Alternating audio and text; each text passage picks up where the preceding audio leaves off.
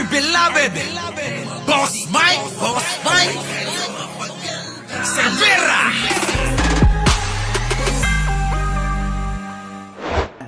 Tuwan-tuwa po mga kababayan ang kampo ni Duterte at kampo ni Sara. Ano po mga kababayan?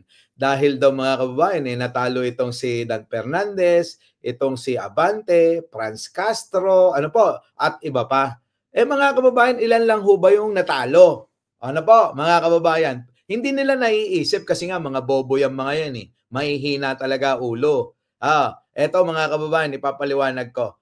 Kung may natalo, meron na mga, sabihin na natin, may natalo, may nawala. Na taga-usig kay Sara Duterte, ano? Pero mga kababayan, baka nakalimutan nila na marami ring nanalo na na mga against sa kanila. Una, mga kababayan, Akbayan Party List. Sino yun? Si Jokno, mga kababayan, ilan ang seat niyan? Ilan ang upo ang nakuha? Aba, mga kababayan, kung hindi 3, 4 yan. Di po ba? 4. Sabihin mo na 3 na lang.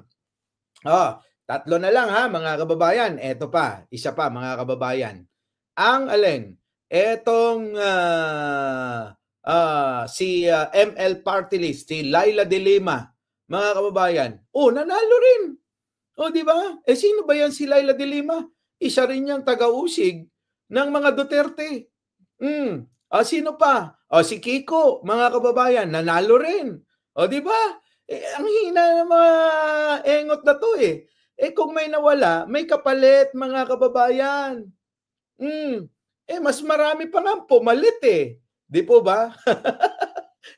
Akala nila porke nawala na sila Abante, sila Dan Fernandez, si Dan Fernandez tapos naman na talaga yon sa pagka congressman, kaya ang tinakbo nun gobernador, di po ba? Wala na talaga yon. So ngayon anong mangyayari? Wala hong mababago. Maliban na lang ho dito. Saan? Sa mga senador. Kung ang pag-uusapan ay impeachment, mga kababayan. Marami pang kaparaanan. Masyado silang mga kababayan gutom sa tagumpay, hindi naman natin matatawag na tagumpay yung pagkapanalo ng 3 kandidato lang nila. Kung talagang sila'y malakas, mga kababayan, di dapat yung 10 na kandidato nila na ipanalo nila. Hindi ho na gano'n ang nangyari. Kundi mas malakas pa rin yung kandidato ng alyansa. Di ba? Yan. Mas matindi yung mga pumalit. Sabi nga ni Boyky. Yan, hindi nila nakikita mga kababayan kasi mga engot-engot.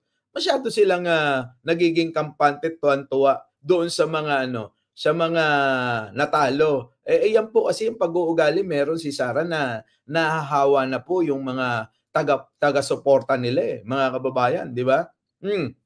Di ba? Ang hina ng ulo Bakit ho? Ang gusto lang ho nila talaga sa Pilipinas maggantihan. Ganti rito, ganti doon. Kasi kasama ka sa mga nag-imbestiga sa akin, kaya yan, gagantihan ka namin. Puro ganun na lang ba, mga kababayan? Hindi na lang ba tayo makaka-move on?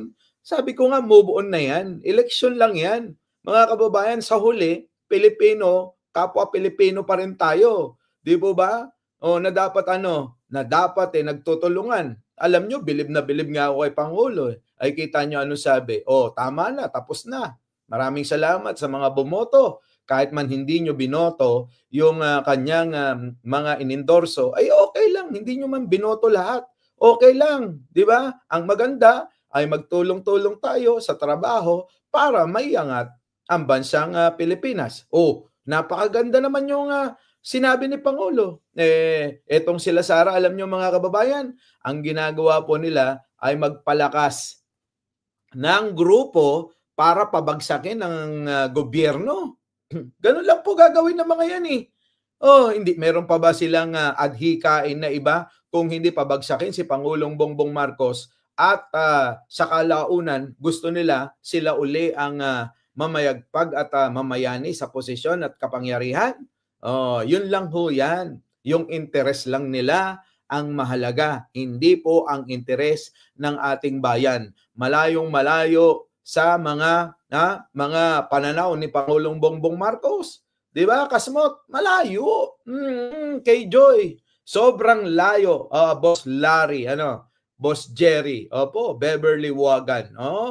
Malayo mga kababayan eto na lang mga kababayan, puntahan natin etong mga artista na mga eto muna. Eto na muna mga kababayan. Etong sinasabi kung sino-sino mga nanalo, kung ilan nanalo at kung sino ba talaga mga kababayan. Ang sa tingin ninyo po ay maglilingkod ng tapat sa bayan at hindi titingin o maninimbang kung saan, dahil kailangan ang kanilang posisyon ay yung mga interes ng bansa at ng mamayang Pilipino, di po ba? Dito natin malalaman. Pasok! Sa Duterte ang pasok sa Magic 12, ginit ni Vice President Sara Duterte. Tingnan nyo mga kababayan ko maliwanag naman, tatatlo lang talaga ang pumasok. Saan? Pumapasok sa diyan sa mga mananalong mga senador. Pakinggan ninyo. Kahit tatlo lang sa Duterte ang pasok sa Magic 12, ginit ni Vice President Sara Duterte na magtatrabaho sila para mapalakas ang kanilang pagiging oposisyon. Kita nyo mga kababayan?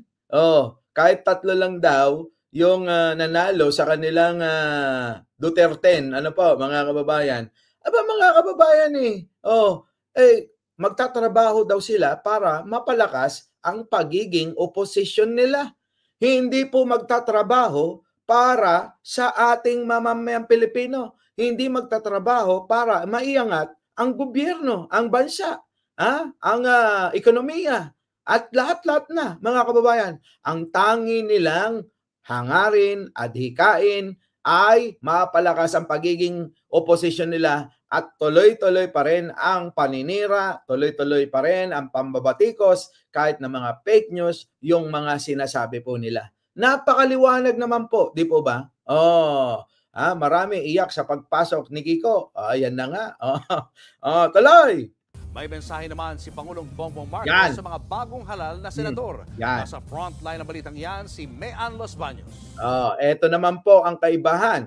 Ng Pangulong Bongbong Marcos dito sa pinagmamalakit, hinahangaan at ginojos ng mga DDS na itong si Aling Buday, mga kababayan.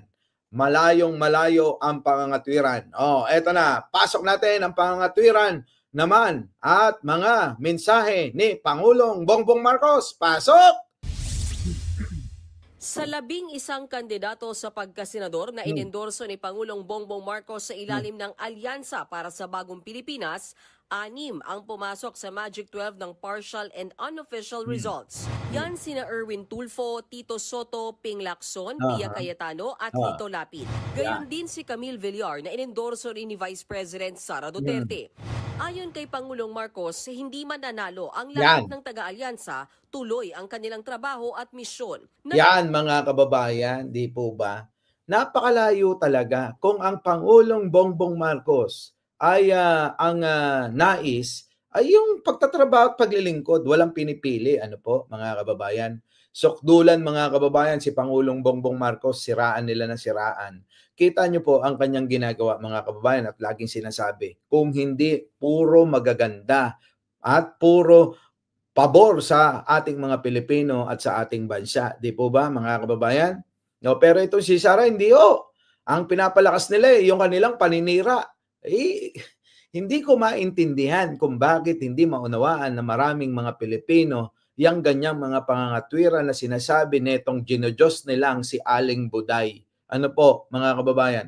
Tulad nito, sabi ni Wisely, tandaan natin, sabi ni Marcoleta, 2,000 bill, kuryente, libre daw. Ayan, mga kababayan. Hindi tandaan ninyo, mga kababayan, sabi ko naman sa inyo, ang lahat ng mga kandidato na mga nangako sa inyo, etong nakarang eleksyon, lahat ho yan mga kababayan, maniwala kayo. Sa 10 pinangako ng mga yan, swerte na kayo mga kababayan na merong 1/4 ng 1/4 ang matutupad dyan. Di po ba?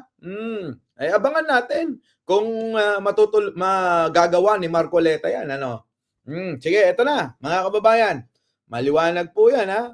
Tuloy. Nagpasalamat siya sa bawat Hmm. bumoto. Nagpasalamat mga kababayan sa bawat bumoto. Maraming salamat sa bawat Pilipinong bumoto. Once again, our democracy has renewed itself peacefully, orderly, and with dignity, mga kababayan. Totoo po yan. Pero alam nyo, bago mag-eleksyon, ang dami nilang black propaganda na mga sinasabi na mga meron daw. O, natandaan nyo po ba yan? Sabi ni Sarah, mga kababayan, malawakan na raw po yung dayaan ayon sa mga sabi-sabi, mga kababayan. Ayun na sinasabi. Pero sa kanyang pagde-deliver ng salita, ang sinasabi niya ay, magkakadayaan daw talaga. Nangyari po ba? Ay, nakita nyo naman, mga kababayan, patas na patas yung nangyari na nahalalan. Walang masabi. Kahit si Sarah, mga kababayan, tameme dyan nasan na ngayon yung mga nagsasabi na may dadayain daw, na meron daw ginalaw na hindi daw tugma. Di po ba? Yung isang abogadong ewan na tumatakbo rin palang politiko, tumatakbo sa politika, mga kababayan, nasan na kaya yun, mga kababayan? Nanalo kaya? Tuloy! Ipakita raw sa eleksyon ang demokrasya ng may dignidad at Correct. kapayapaan. Yan. Nanawagan ang Pangulo sa mga bagong halal na senador na makiisang magtrabaho na may bukas na pag-iisip at may iisang adhikain. Yan, mga kababayan, ang sinasabi ko. Napakalayo ng mga kababayan, ng mga pananaw ni Pangulong Bongbong Marcos. Iniinganyo itong mga nanalo na sana po, mga kababayan, ay mayroong bukas, maliwanag, bukas na pananaw para sa magagawa natin, magagawa ng mga politikong mga nanalo na yan para sa bansa. Di po ba'y napakaganda? Si Sarah hindi, iba. Kahit 3 yung nanalo sa amin, palalakasin namin ang pagiging opposition namin. Palalakasin namin ang aming pagsasama-sama para pabagsakin si Bongbong Marcos. Nako, Diyos ko po. Ayan, di ba? Mga kababayan, grabe, matindi. Sige, tuloy. Na may bukas na pag-iisip at may iisang adhikain. Sa mga hindi Anyo? pinalad manalo, nirerespeto niya raw ang kagustuhan nilang magbigay serbisyo. Oh. Dahil ang serbisyo publiko raw ay hindi lang nasusukat sa eleksyon. Correct na naman uli. Ang galing, di ba? Ang galing-galing talaga ni Pangulo magpaliwanag at magbigay ng mensahe. Di po ba? Syempre, ganun talaga lahat naman ng mga tumatakbong mga politiko. Sabi di ba, gustong magserbisyo at nirerespeto niya 'yon. Kaya lang talagang ganoon, mga kababayan, di ba? May nananalo, may natatalo.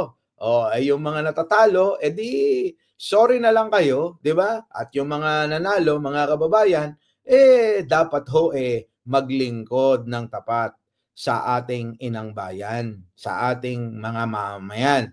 Hindi po kailangan na mga kababayan, magpapauto na lang ba kay Sarah? Tandaan nyo hindi ako naniniwala na magpapauto yung mga yan, mga kababayan, sa isang napakahina ng ulo, napakabobo na na vice presidente. Etong mga matatalino na ito. Kayo po ba naniniwala diyan na magpapauto yung mga yan? Hindi po ako naniniwala diyan. Tuloy. Sa huli, sinabi ng Pangulo na sa gobyernong tapat, kasama ang lahat. Correct, mga kababayan. Sa gobyernong tapat, kasama ang lahat. Yun dapat. Kaso yung ba mangyayari? Sabi ni Maxi, konti pa lang daw yung nagla-like ay Chang. Yun, konti pa lang yung nagla-like. Maglingkod ng tapat. Kanino maglilingkod? Kung ang paglilingkuran lang ng mga nanalo na kandidato ng PDP, mga kababayan, sa kanilang partido at sa mga Duterte lang, anong klaseng paglilingkod? Yung inyo pang aasahan.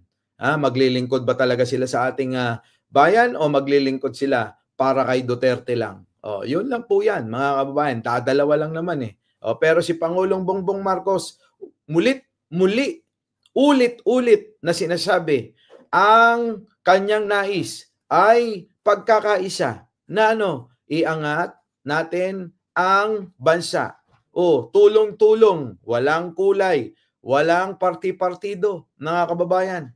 Ha? Kung makakatulong ka, gawin mo. Hindi yung ipagpapabukas pa tulad ni Sarah, mga kababayan, na alam daw niya kung paano pababain ang presyo ng bigas. Pero mga kababayan, hindi daw niya sasabihin dahil ayaw niyang tumulong sa gobyerno ni Pangulong Bongbong Marcos. Di ba? Oh. Di ba mga kababayan? Oh. Sino ho pinagdadamutan doon? Kako nga nung nakaraan. Hindi naman ho si Pangulo ang pinagdadamutan ng taong bayan Kaya wag na ho kayong umasa sa partido, sa grupo ni Aling Buday na kayo'y pagserbisyohan. Wag nyo nang asahan yan. Dahil hindi ho mangyayari yan. Dahil ho ang kanila lang ay yung kanilang mga nararamdaman. Yung gusto nilang makaganti sa pagsisiwalat ng kanilang mga katarantaduhan, ng kanilang mga anomalya. Mga kababayan, yun lang ho yung nais ng mga yan. Tapat kasama ang lahat. Sa isang pahayag naman, sinabi ni Erwin Tulfo na handa siyang makipagtrabaho sa mga senador mula sa iba't ibang partido. Nagpasalamat din si Tito Soto sa mga bumoto sa kanya sa ikalimang termino. Yun dapat mga kababayan. No? Kita nyo si Erwin Tulfo, no? Kahit ho galing ng alyansa at katikit ho ng alyansa, mga kababayan, ay nagpapasalamat pa rin siya at inaalok yung kanyang sarili na magserbisyo at makipagtulungan sa kapwa magiging senador niya. Di po ba? Grabe, no, mga kababayan. Sino pa yung isa? Si Tito Soto. My voters made history. The only senator elect 5 times. Okay, grabe mga kababayan. Antindi, no? Nagpapasalamat po. Sino? Si Tito Soto. Pero nyo, 5 beses na po pala ito na nahahalal bilang senador. Walang talo mga kababayan, Walang talo. Tuloy! Tito Soto sa mga bumoto sa kanya sa ikalimang termino. Habang si Senator Bong Revilla, nag-uumapaw pa rin daw ang pasasalamat sa kabila ng hindi niya inaasahang mangyari. Hindi mo inaasahang mangyari na hindi ka mananalo, Mga kababayan, sa totoo lang, ang hirap po talaga ng balimbing, mga kababayan, Di po ba? Kita nyo ito. Laglag, mga kababayan, paano ho? Balimbing, Di po ba? Ngayon, mga kababayan, ito, si Aimee. Muntik pa, mga kababayan, na malaglag talaga, Si Villar, magkasunod sila. Muntik malaglag din, mga kababayan, Pero alam nyo, napansin ko na talagang tumatalino na rin yung mga botante, Talagang hindi na nila binoto yung mga artista tulad nila, Willie Revillame. Ayan, si Revilla, si Ipe, mga kababayan, at iba pa. Napakarami hong hindi nanalong artista, mga kababayan. Mamaya talakayin natin, Ang dami. Sige, tuloy. Sa partial and unofficial results, nasa top 14 siya. Ngayong tapos na raw ang eleksyon, nanawagan siya na magkaisa ang lahat. Samantala, 3 sa mga ganyan naman dapat, di ba? Wala na no choice ka na, kundi yun na lang sasabihin mo, na magkaisa na lahat. Dapat gano'n naman talaga.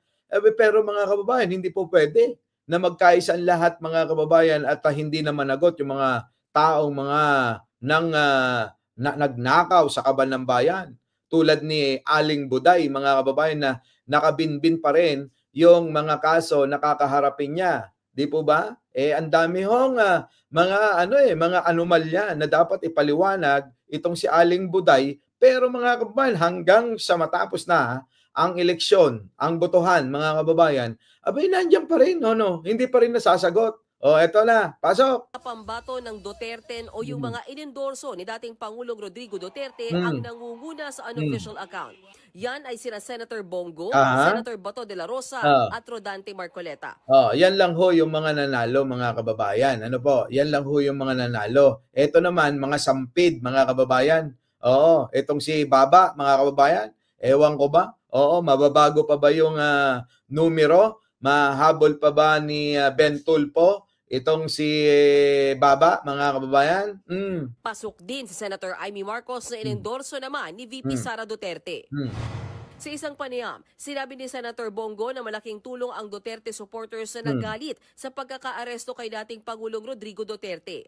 Kita nyo, mga kababayan, totoo yan na ang pinagana ng maraming mga tao ay yung kanilang awa, yung kanilang hindi namang galit yun mga kababayan eh. Oo, wag natin sabihin galit. Ito, mga bobo talaga eh. Lagi nila sinasabi, galit, hindi na makakatulong yung ganyan mga salita. Yung kanilang awa, ayun yun, hindi galit.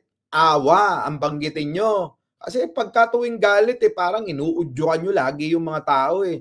Naawa lang ho yung mga tao doon kay Digong. Pero wala naman magagawa yung awa nyo eh. Mananatili pa rin nakakulong yung matandang demonyo na yun eh.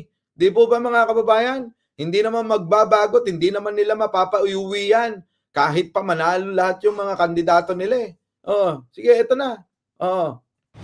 Malaking bagay rin po yun, no? Nung may sympathy votes naman talagang galit yun tao. Malaking... Kita nyo mga kababayan, yung gamit kasi ng salita na yan, mga kababayan, hindi po nakakatulong. Saan? Sa ating mga Pilipino at sa mga Pilipino na mahihina ang ulo. Ay lalo ho silang mga kababayan nagwawala na parang mga demonyo. Mga kababayan ko, bakit? Yung mga salitaan kasi ng mga leader na binoboto, hindi nyo na ilalayo yan si Bongo. Kanino? Kay Sara Duterte. Ganyan sila magmensahe na hindi iniisip ang bawat letra at pangungusap na lumalabas sa kanilang mga bunganga. Na imbis mga kababayan, pwede namang gumamit ng mga salita na hindi makakapaglikha ng kaguluhan, abay sila sige tira lang ng tira.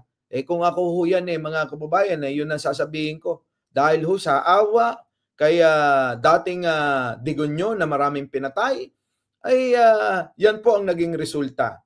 Yung kanilang emosyon at damdamin sa pagkaawa sa dating Pangulo ay kami ho ang nagbenepisyo ng mga kandidato. O di po ba mga kababayan? Pero sa inyo lang. Ilan lang ba kayo? 3. Sa alyansa mga kababayan, 6 ho 6 ang pumasok. 6. 3 sa kanila. 7 sa alyansa, 7. Tapos sa kanila, 3 mga kababayan. Tapos 2 dilawan. Sino? Si Bam Aquino at si Kiko. Kita nyo? Si Bam at saka si Kiko, mga kababayan. Sa tingin nyo, abay sasama ba yan sa kampo ng mga Duterte? Tanong ko lang, mga kababayan. Sige nga, paki-explain nga ho, mga kababayan, kung etong dalawa na ito, si Aquino at saka si Kiko Pangilinan, mga kababayan, ay sasama sa kampo ni Digonyo, ni Sara Duterte. Mga kababayan, kung sa talino lang, hindi naman mananalo kahit 1/4 lang sa utak ni Bam Aquino at ni Kiko Pangilinan itong si Sara. Kayo na ho umusga, mga kababayan. Malayo ho yan. Kaya nga nung araw sabi ko sa inyo, kung magkulang man ang ating mga kandidato ng dalawa, abay ipalit nyo na ho. Sino? Si Bam Aquino at sino? Si Kiko. Yun naman po lagi yung sinabi ko. Di po ba? Although ayoko pa rin kay Kiko. Bakit ho, mga kababayan? Isa po yan sa gustong magpahukay Saan? Sa libingan ng bayani. Sa bangkay ni dating Pangulong Ferdinand Marcos di po ba, mga kababayan? Ngayon mga kababayan, nakikita nyo naman naglalapit na sila sa Pangulo. Di po ba? Ngayon mga kababayan, tingin nyo, mapaghiganti ba si Pangulong Bongbong Marcos? Hindi ho. Inimpluwensya niya ba ang nangyaring halalan, eleksyon? Hindi ho. Hindi po siya katulad ng dating ginawa sa kanya, sabi ko nga. Na noong tumatakbo siyang vice presidente, ginawa lahat ni Pinoy. Sukdulan talagang dayain, imanipula yung eleksyon noon. Kita nyo, para lang hindi manalo si Pangulong Bongbong. Kita nyo, di ba? Hindi nga nanalo. Tuloy. Tulong yung nangyari sa amin, sa team. Siyempre, pero malaking kawalan rin po yung kanyang physical presence sa mga rallies. Ganito rin ang paniniwala ni Senator Bato de la Rosa. Yan ang malaki. Kita nyo mga kababayan, iisa lang ho yung alin, mga kababayan. Iisa lang ho yung kanilang mga pananaw, hindi ho nababago. Kita nyo mga kababayan, matindi po. Tuloy. Yung dahilan, bakit kami umangat? Yung pag-kidnap at pagdala kay Pangulong Duterte doon sa kita nyo mga kababayan, ang kanilang mga, sabi ko sa inyo, ang mga sinasabi nito, etong sila Bato, sila Bongo, sila Sara, ano po, hindi ho iniisip yung sinasabi. Abay, kinidnap pa rin daw. Yan pa rin yung pinaninindigan nila eh. O kita nyo mga kababayan, anong ginagawa sa mga tao? Inuuto nila. Oo, nagpapaawa sila. Ginagawa talaga nilang mangmang yung mga Pilipino. Pero nyo kinidnap daw. Nakita naman natin na may warrant of arrest. Bakit hindi nyo? Yan, dinimanda nyo na nga. Dintayin natin ang magiging resulta kung kinidnap ba talaga. Mga kababayan, paano naman kinidnap yun? Kung mayroon namang daladalang warrant of arrest, ang Interpol galing sa ICC, malabo naman yun. Pero bakit ho ganito ang mga salitaan ng mga ito? Yun lang ho yung kanilang pag-asa. Yung mga uto-uto, tatanga-tanga, mga mangmang na mga Pilipino ang kanilang kakapitan. 'Di ba? 'Di ba Argo? Yung mga kampo nyo. Tuloy. So, naggalit yung taong bayan. Kaya sila... Kita nyo, putik na yun, nagalit ang taong bayan. Hindi nga kayo nalalong lahat. Sige na. Kung nanalo sana kayong lahat, kahit yung 10 na lang, wag na ho yung 2, wag nyo na isama yung 10, kahit yung 10 na lang, Argo, di ba? Kung talagang nagalit ang taong bayan, dapat siniro ninyo yung alyansa. Mas marami pa rin ng ang nanalong kandidato ng alyansa. Paano sabihin nyo nagalit? Kaya't kita nyo, ay nako mga kababayan. Sige, tuloy natin. Dapat talaga itong mga ito, mga kababayan, isang bulto na sana na dinala sa ICC itong mga ito. Sinabay-sabay na sana. Sino? Si Aling Buday, si Jackma, etong si Kalbo, at saka si Digong, inuna na yung 4 na yun sabay-sabay di po ba? Dapat ganun na ginawa ng ICC. Bakit pa kasi pa isa-isa tuloy. Ngayon, rumisbak yung taong bayan through their votes. Tignan ninyo mga kababayan, dinadamay talaga, rumesbak. So gantihan tayo. Sa susunod na eleksyon, gaganti kami, ganun. Anong benepisyo? Ito po mga kababayan ko sa ganyang mga katwiran at pananaw, ano pong benepisyo ng taong bayan? Sige nga pakipaliwanag nga yung mga matatalinong mga DDS dyan. Anong benepisyo ng taong bayan sa gantihan na ginagawa ng mga Duterte? Sige nga paki-explain nga Ano ang benepisyo ng taong bayan sige nga. Paki-explain. Nandiyan naman si Argo, representative. Diyan. Sa mga nandiyan naman mga basher. Baka naman magdala naman kayo rito ng inyong argumento, hindi yung mga puro mga walang kwenta at basura na katwiran nyo. Ano ang benepisyo ng taong bayan sa mga ganitong mga pag-uugali na ang gusto at nais ay maggantihan lang? Sige nga mga kababayan. Our beloved Boss Mike